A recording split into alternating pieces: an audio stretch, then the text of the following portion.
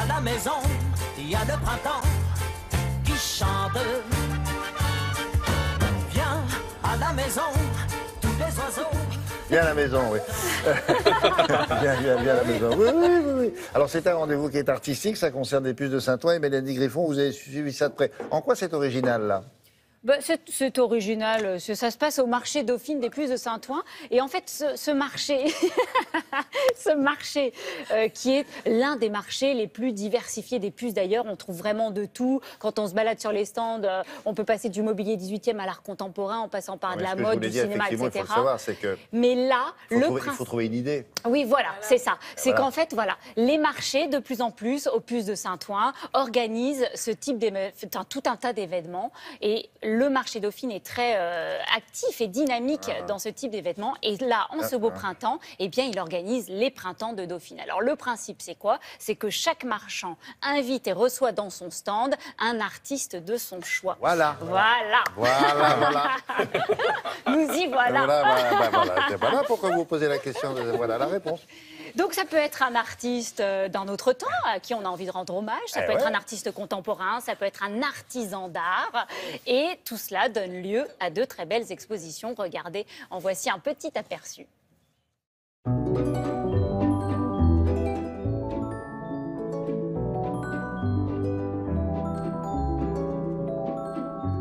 Je suis Rose Saneuil.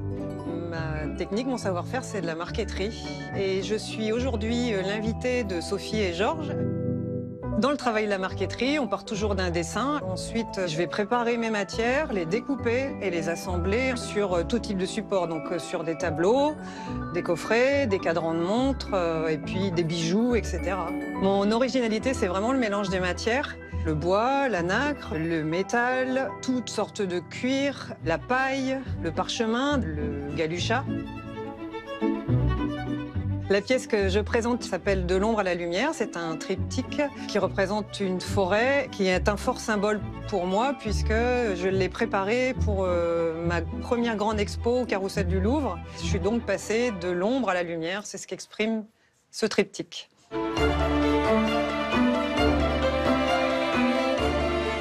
À l'occasion du printemps de Dauphine, le marché nous a appelés pour investir la salle d'exposition et nous demander d'exposer une vingtaine de pièces de nos artisans créateurs. On est le premier site de devis en ligne dédié à la décoration d'intérieur sur mesure. Le principe, c'est de faciliter la commande de mobilier sur mesure auprès d'un réseau d'artisans dans toute la France, les artisans d'art. Cette expo, elle est destinée à montrer ces œuvres qui sortent jamais des ateliers. Alors, il y a par exemple cette pièce de Mathieu Esclassan qui, à l'origine, il a voulu créer une table basse. Et puis, c'est quelqu'un qui est très créatif et qui donc a entouré de tissus d'ameublement et qui a commencé à tisser du fil en y amenant une vraie dimension presque spirituelle. Et quand il nous a apporté la pièce, il nous a dit non, finalement, c'est une sculpture. Voilà.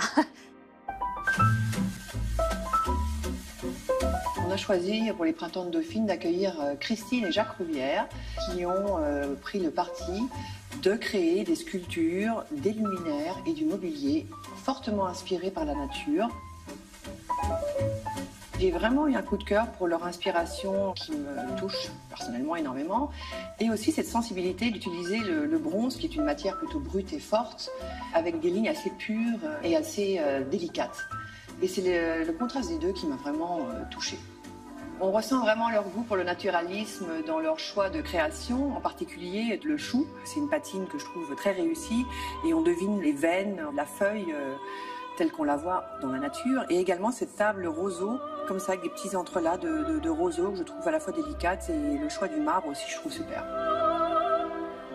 Alors dans les suspensions, effectivement, il y a un côté très brut. La chaîne qui est assez forte et assez imposante avec la pierre de sélénite qui a une certaine transparence et ce qui donne un petit peu ce lumière un peu fantomatique et c'est très réussi.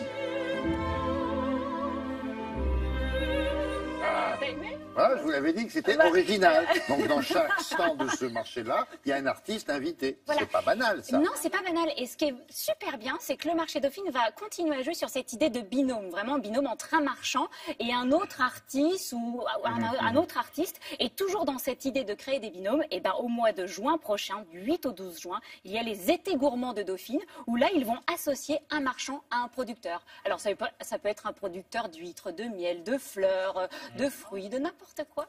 Voilà, donc le printemps de Dauphine et puis ensuite les étés gourmands de Dauphine. Voilà.